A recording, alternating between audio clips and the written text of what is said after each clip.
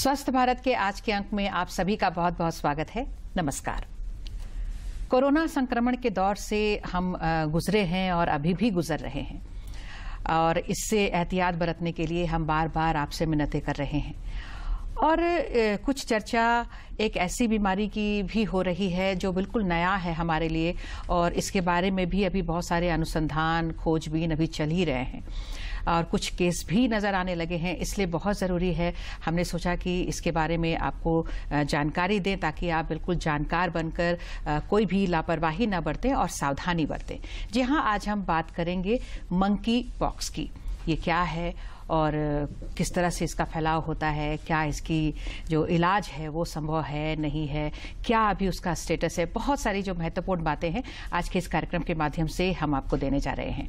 आपको बता दें कि विशेषज्ञ के रूप में हमने आज अपने स्टूडियो में आमंत्रित किया है डॉक्टर संजय कुमार सिंह को।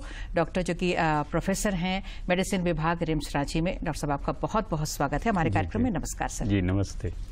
सर, बहुत सारी बीमारियों को लेकर हम लोग चर्चा करते रहते हैं। जी। कोरोना के बारे में तो हम लोग लगातार नई नई बातें लोगों को बताते ही जा रहे हैं और ये अभी जो मंकी पॉक्स आ गया है ये काफी लोग थोड़ा इससे, चूंकि जानकारी नहीं है तो थोड़ा सा डर भी रहे हैं और समझ में भी नहीं आ रहा है कि क्या करना चाहिए नहीं करना चाहिए।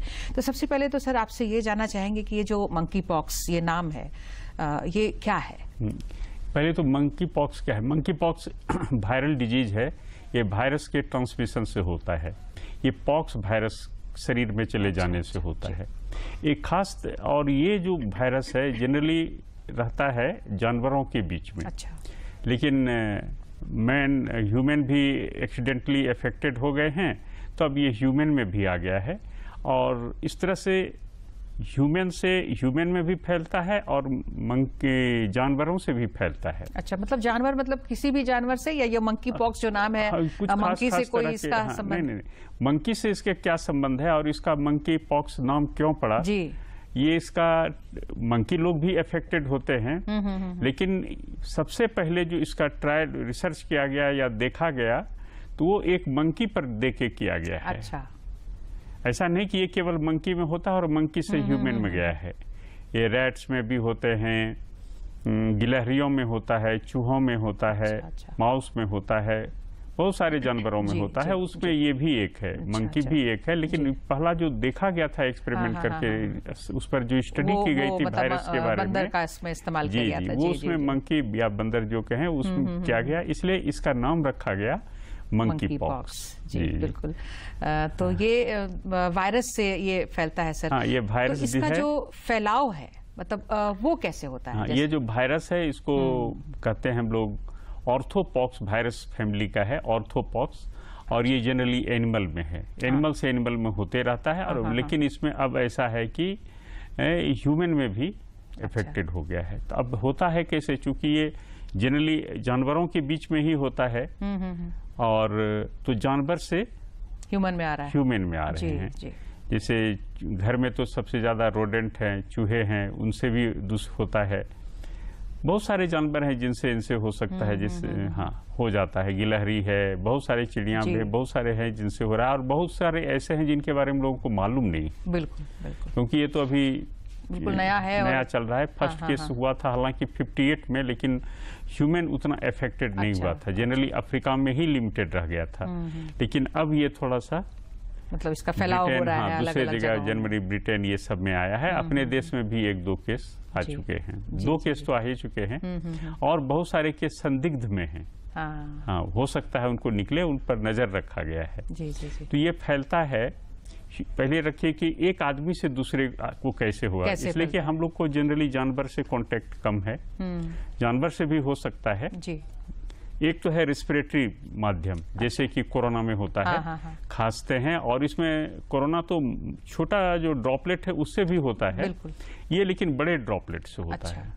हाँ, इसलिए कुछ ज्यादा क्लोज होने से होता है। लेकिन कोरोना से ज्यादा खराब चीज क्या है कि कोरोना जनरली हम लोग सांस के रास्ते से कोरोना के वायरस जाते हैं, ये अदर रास्ते से भी जाते हैं। हम लोग अगर पेशेंट के फोमाइट को छू लें तो उससे भी हो सकता है।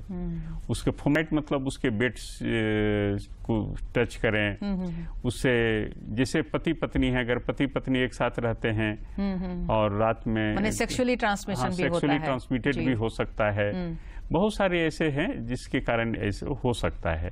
उससे ज्यादा कंटीजियस है इस मामले में कि अदर मोड ऑफ ट्रांसमिशन भी है जी। हाँ, इसलिए ये ज्यादा कंटीजियस है और हवा से तो फैला ही, बॉडी फ्लूइड से भी फैलता है और खांसते हैं जो बिछावन पर पड़ता है या जो शरीर से सब्सटेंस निकला वो अगर बिछावन पर पड़ता है या उसके हाथ में है, उसके शरीर में जो रैश निकलते हैं जिसकी बाद में चर्चा करेंगे जी जी, उस पर उसको भी छूने से या उसके कांटेक्ट में आने से हो जाता है। मतलब इसके तो फैलाव के बहुत सारे माध्यम हैं और इसके लिए बहुत ही जानकारी और बहुत ज्यादा सावधानी की जरूरत है। ये अलग बात है कि आपने बताया कि अभी 2 या मतलब लिमिटेड केस की मतलब पुष्टि हुई है, संदिग्ध है अभी बाकी, लेकिन हम चाहेंगे कि लोग जानकार रहें, सावधानी बरतें। तो ये जो एक बार अगर ये इस तरह का संक्रमण हो जाता है सर इस वायरस का, तो फिर शुरुआत में ही पता लगता है इसके लक्षण या फिर देर से पता लगता है? किस तरह के लक्षण उभरते हैं? देखिए, जैसे सबसे इम्पोर्टेंट तो होता है लक्षण। जैसे आप किसी के कांटेक्ट में गए हैं या कहीं बाहर से ट्रेवल करके आए हैं जी, तो जो शुरू में वायरल इन्फेक्शन का सिम्टम है अगर वो है तो उसको संदिग्ध अवस्था में, जैसे मैंने कहा ना बहुत लोग हैं अभी जी जी जी, कि जिनको रखा गया अभी पुष्टि नहीं हुई है। पुष्टि के लिए तो वायरस को दिखाना जरूरी है, आइसोलेशन वायरस का या वो PCR, वो जांच के दौरान हम लोग उस पर वार्ता करेंगे, तो वो होना जरूरी है। लेकिन संदिग्ध में हम लोग रखते हैं अगर उनको कोई सिम्टम होता है तो। अच्छा। सिम्टम में है सिर में दर्द, खांसी, देह हाथ में दर्द, बुखार, शरीर में किसी तरह का रैश आना, लिम्फ नोड जो बढ़ते हैं ना, ग्रंथियां बढ़ती हैं गले में टॉन्सिल होने पर, उस तरह का जो लिम्फ नोड शरीर में बढ़ता है वो बढ़ना, ये सब इसके लक्षण है। भूख नहीं लगना और सारे हैं, बहुत सारे इसके लक्षण हैं कि अंडरलाइंग डिजीज जिनको रहता है उनमें कुछ और लक्षण भी आते हैं। जी जी जी, मतलब इस तरह के लक्षण हैं। लेकिन अगर मतलब ये भी ध्यान देना है कि आप कहीं ट्रेवल करके आए हैं या उस तरह के व्यक्ति के संपर्क में आए हैं जिसमें कुछ डाउट्स है, जो संदिग्ध पर्सन है उनके अगर संपर्क में आ गए हैं और इस तरह के लक्षण दिखाई दे रहे हैं, तब हमें सतर्क हो जाना चाहिए। तो इसमें जो जांच की बात सर आपने कही कि जांच होगी तभी पुष्टि होगी नेचुरली। तो जैसे कोरोना महामारी है तो इसकी जांच तो अब हो ही रही है, इसके सारे सिस्टम भी अब हमें पता लग चुका है किस तरह से जांच होना है, क्या होना है। तो इसकी जांच के लिए भी सारी व्यवस्था है, हमें पता है कैसे जांच करना है, क्या है? हाँ, जांच की व्यवस्था है। अभी तो सब जगह यह मैसेज पहुंच रहा है कि ऐसे होने पर होना चाहिए। पुणे में जो एपेक्स लेबोरेटरी है वहाँ मटेरियल भेजा जाता है। अच्छा। उसे इम्पोर्टेंट है कि कोई आदमी अगर किसी के कांटेक्ट में आया जिसको बाद में पता चला कि या ऐसे जगह से आया है जहाँ ये है इस तरह के केसेज हैं, वो अगर अपने देश में आते हैं या वो आदमी जो किसी संदिग्ध से, न कि केस से, संदिग्ध से भी अगर मिले हैं तो उनको तो केस में अगर आया है तो उसको कितने दिनों तक रखना है? उसको कम से कम 21 दिन रखना है। 21 दिन ऐसे इंक्यूबेशन पीरियड है 8 से 15 दिन, लेकिन वो 5 से 21 दिन भी हो जाता है। अच्छा। ये इतना इन्फेक्शस है, इसलिए इसमें 5 से 21 दिन तक उसको इंक्यूबेशन पीरियड है, तो 21 दिन तक उनको रखना है, बिल्कुल आइसोलेट करके रखना है। और प्रत्येक दिन उनके सारे सिम्टम, शरीर में कोई तरह के लक्षण अगर आते हैं तो उनको बिल्कुल है। तो जैसे अभी आपने पहले लक्षण की बात कही, तो लक्षण में तो पहले वही है, फीवर, हेडेक, बॉडी एक, भूख नहीं लगना और कमजोरी लगना, थकावट महसूस होना, रैशेस का होना। हाँ, ये सब अगर है तो समझ लीजिए कि हो सकता है हो, और उनको आइसोलेट करके रखना चाहिए। सबसे बुखार पहले दिन से ही शुरू हो जाता है। अच्छा। हाँ, ये इम्पोर्टेंट है। ऐसा नहीं कि बुखार बाद में हुआ, रैश पहले हुआ, नहीं, बुखार पहले दिन से ही शुरू होता है और 1 से 3 दिन तक में जनरली बुखार, हेडेक ये सब रहा। 1 से 3 दिन के अंदर शरीर में वो गिल्टी भी बढ़ते हैं, जो कि नॉन स्पेसिफिक है। बहुत सारे जैसे बीमारियों में ऐसा होता है, जैसे HIV इन्फेक्शन है, उसमें भी बुखार के साथ आते हैं, गिल्टी होते हैं। तो उसको भी मैंने ऐसा नहीं है कि ये उसी से एकदम है कि वो हो ही गया है, ऐसा नहीं समझना है। लेकिन ऐसे लोगों डाउट को करना है, डाउट करना है, उनको रखना है, आइसोलेट करके रखना है ताकि इनसे दूसरे को नहीं हो। या बाद में अगर ऐसा हुआ कि बहुत जल्दी ठीक हो गया, बुखार इसका 21 दिनों तक रहता, 2 सप्ताह तक रहता है, 2 सप्ताह, 1 महीना तक बुखार, हाई फीवर रहता है। हाँ, fever high grade low grade सब रहता है, सब तरह का है। सब तरह का। तो फीवर 1-2 दिन नहीं 15 दिन तो कम से कम रहता है, और वो 1 महीना तक रह सकता है। और जो वो स्कैब है वो भी 1 महीना तक रहता है, जो आते हैं लक्षण। तो जनरली है, उसके बाद 5वें दिन के करीब में वो शरीर में दाने दाने आते हैं। जी जी जी। और ये दाने दाने सबसे पहले चेहरे पे आएंगे। अच्छा। हाँ, शुरू होते हैं चेहरे से, चेहरे के बाद हाथ में आएंगे, फिर पैर में आएंगे। जनरली पेट में जो कहते हैं ना, वहाँ कम होता है। जो शरीर का प्रॉक्सिमल पार्ट है वहाँ कम होता है, ज्यादा शरीर के बाहरी हिस्से में, जैसे पैर है, हाथ है, चेहरा है, इसमें ज्यादा होता है। ये तो हुआ कहाँ कहाँ होगा। तो सबसे पहले अगर फेस में है, जैसे मीजल्स में होता है, उसके बाद अगर वो हाथ में जाए या पैर में जाए तो सोचना चाहिए कि हो सकता है। और शुरू में जो दाने निकलेंगे वो भी मीजल्स की ही तरह एकदम छोटे छोटे रेड रेड आएंगे। अच्छा। जिसको हम लोग मैक्यूल कहते हैं। शुरू में मैक्यूलर लीजन ही रहेंगे तो एकदम लगेगा कि इसको मीजल्स है, ऐसा लग सकता है। लेकिन बच्चों में तो होता ही है, ज्यादा कॉमन बच्चों में, और बच्चों में मृत्यु दर ज्यादा है इस बीमारी का। अच्छा। तो लगेगा मीजल्स जैसा है, तो बच्चे में तो लोग कहेंगे मीजल्स है, लेकिन अगर बड़े में हो तो मान के चलना चाहिए, ज्यादा उम्मीद रखिए कि ये यही है, क्योंकि बच्चे में, बड़ों में तो मीजल्स होता नहीं है। तो वैक्सीन लिए हुए हैं, वैक्सीनेटेड हैं, तो मीजल्स होगा, होने का हो जाता है कभी कभी। हाँ, लेकिन नॉर्मली नहीं होता, नॉर्मली मान के चलिए नहीं होना चाहिए। तो हो सकता है ये हो। कुछ दिनों के बाद वो जो मैक्यूल है और थोड़ा थोड़ा बड़ा बड़ा हो जाएगा, पेप्यूल हो जाएगा। ऐसा अगर हुआ तब और ज्यादा कान खड़ा होना चाहिए कि लग रहा है कि मंकी पॉक्स है जी। फिर कुछ दिनों के बाद वो हो जाएंगे वेसिकल्स, जैसे स्मॉल पॉक्स, चिकन पॉक्स में होता है ना, बुल्ली, छोटा छोटा वेसिकल टाइप का वो बनेंगे, और वो अम्बिलिकेटेड होगा, उसमें एक छोटा सा दाना सा दिखाई देगा नीचे की तरफ डाउन किया हुआ। उसको हम लोग अम्बिलिकेटेड लीजन कहते हैं। जी। तो वो अम्बिलिकेटेड हो जाएगा।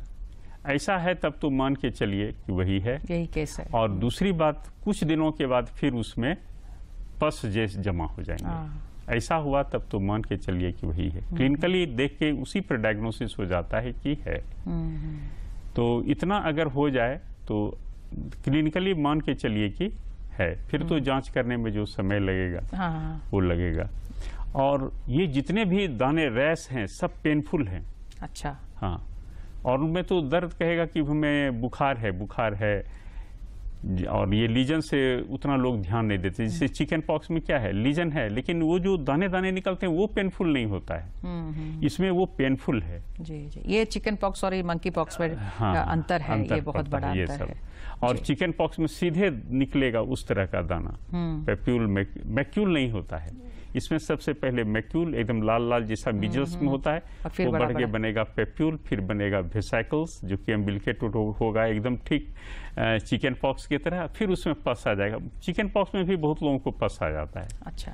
लेकिन मैक्यूल तो ये समझने में हमें गलती नहीं करनी है। चिकन पॉक्स और मंकी पॉक्स के जो लक्षण हैं कहीं कहीं पर मिलते हैं, लेकिन उसमें मतलब अंतर समझना बहुत जरूरी है। जैसे शरीर में किसी भी तरह का दाग हो तो उसको उस पर एकदम बढ़िया से नजर रखना है।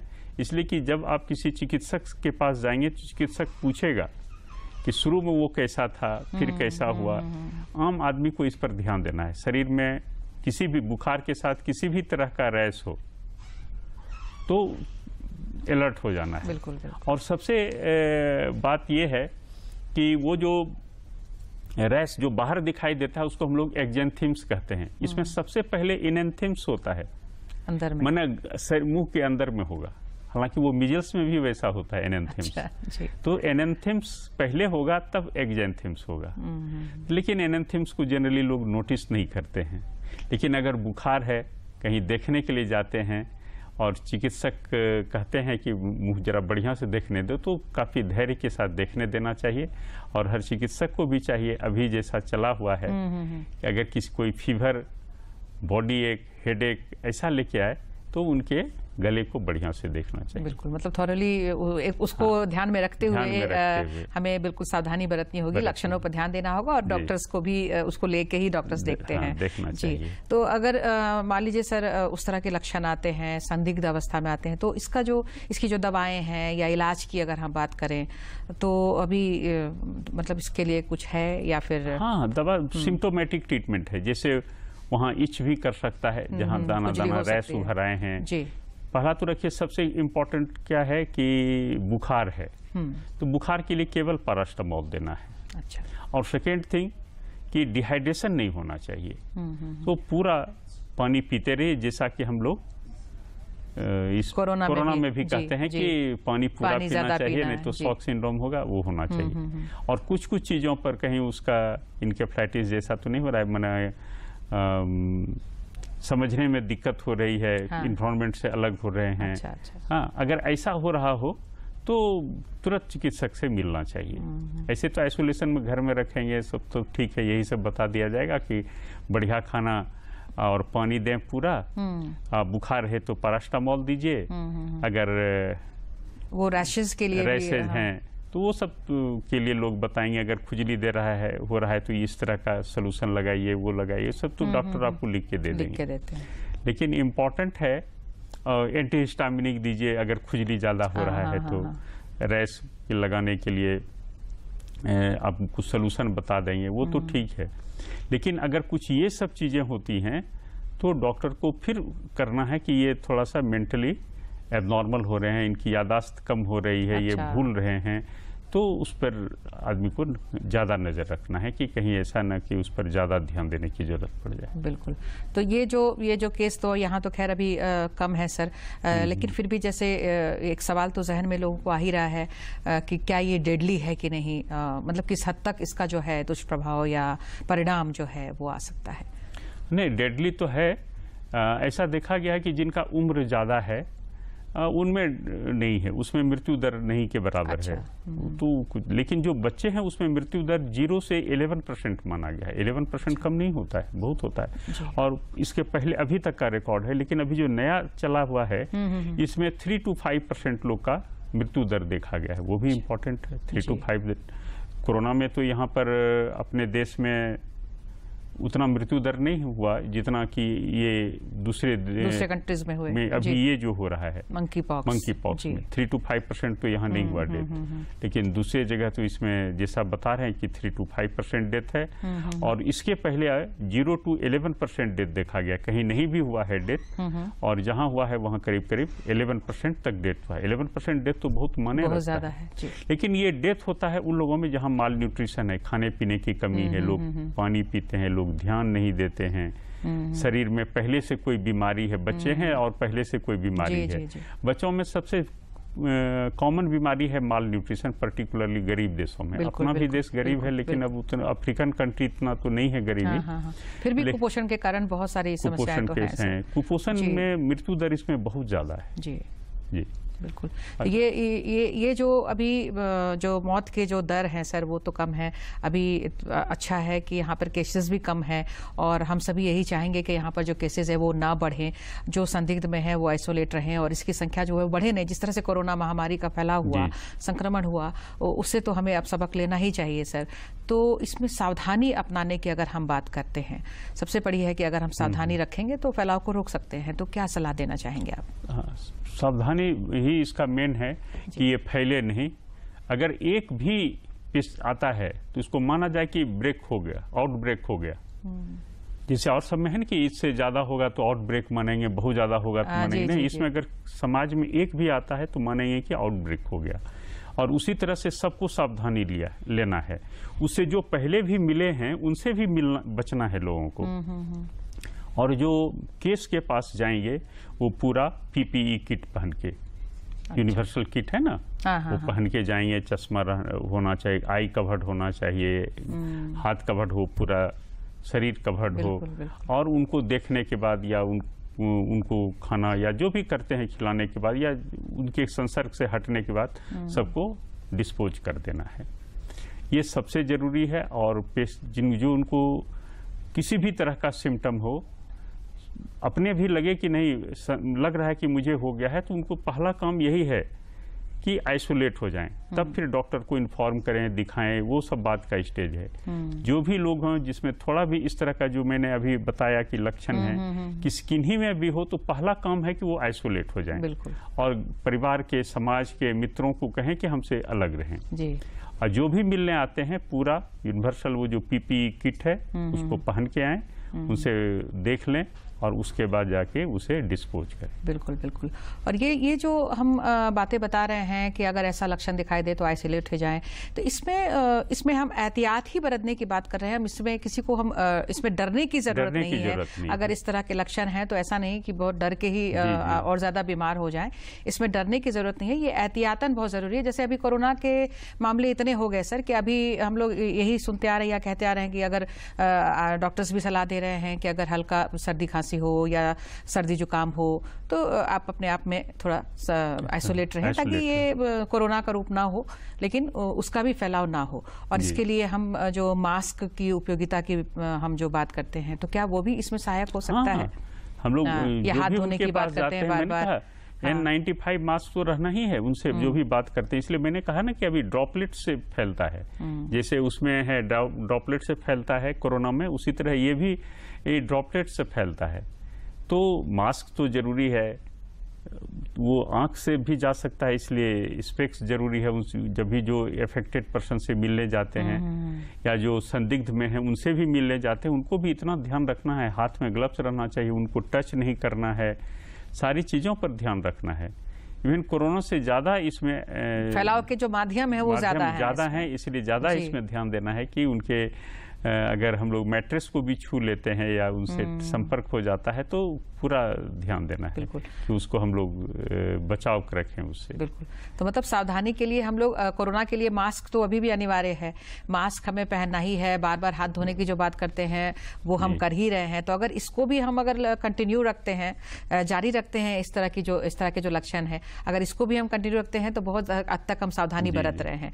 और अगर इस तरह के केसेस वाले लोगों से मिलते हैं तब तो जो आपने बताया और ज्यादा सावधानी की जरूरत है, वो तो लेना ही है। और सर कुछ बताना चाहेंगे चलते चलते, अगर वैक्सीन की बात कर थोड़ी सी, जैसे कोरोना का वैक्सीन का हम इंतजार कर रहे थे, वो तो हमें मिल गया है, लेकिन इसका भी न तो वैक्सीन है न इसकी कोई दवाइयां हैं। और अगर लोग बढ़िया से इसमें रहें, अंडरलाइन कोई डिजीज नहीं है, तो मृत्यु दर भी इसमें कम होना चाहिए। और सबसे अच्छी है कि बात है कि इसमें प्रिवेंशन पर ही मेन ध्यान देना है, इसलिए कि न इसका वैक्सीन है न इसकी कोई दवाइयां हैं। और इसलिए इसमें कॉन्टैक्ट ट्रेसिंग पर बहुत ज्यादा ध्यान देना है। अगर किसी को हुआ है वो कहाँ से लाया है और उसके संपर्क में जो लोग थे सबको आइसोलेट करना है। जैसे कोरोना में बाद में कॉन्टैक्ट ट्रेसिंग उतना नहीं हुआ, लेकिन इसमें तो शुरू से ही करना पड़ेगा। और सरकार ऐसा बनाई है, केंद्र सरकार ने या हर सरकार को भेजा जा रहा है कि किसी को भी ऐसा संदिग्ध मिले तो उनको कॉन्टैक्ट माने उनको ट्रेसिंग में रखना है और कॉन्टैक्ट ट्रेसिंग करने का पूरा करना है। जी बिल्कुल। तो समय अब हमें इजाजत नहीं दे रहा है सर कि आपसे और सवाल करें। चलते चलते अगर एक संदेश आप देना चाहें कि लोग डरे नहीं बल्कि इसके लिए तैयार रहें, जागरूक रहें, जानकार रहें। जैसा कि ये रेस्पिरेटरी डिजीज है, अभी हम लोगों ने कोरोना को देखा ही है, उसी तरह अगर हम, और आज कोरोना बहुत ही फैलता है लेकिन उतना तेजी से नहीं फैल पा रहा है जितना पहले में फैल रहा था। अगर हम लोग उसी तरह से एक दूसरे से, संदिग्ध पर्सन से दूरी बना के दूरी नहीं मतलब जो संपर्क में आने के लिए जो हम लोग बचाव करते हैं, अगर वो बचाव को रखें तो ये फैलेगा नहीं और ये फिर जिस तरह से भी कोरोना का अंत हुआ इसका भी अंत हो जाना। बिल्कुल बिल्कुल बिल्कुल। मतलब हमको सावधान रहना है, सतर्क रहना है, जागरूक रहना है। तो डॉक्टर साहब आप यहाँ पर आए, बहुत अच्छी महत्वपूर्ण जानकारियां आपने दी हैं, आपका बहुत बहुत धन्यवाद। नमस्कार। और आप सभी दर्शकों को भी बहुत बहुत धन्यवाद। नमस्कार।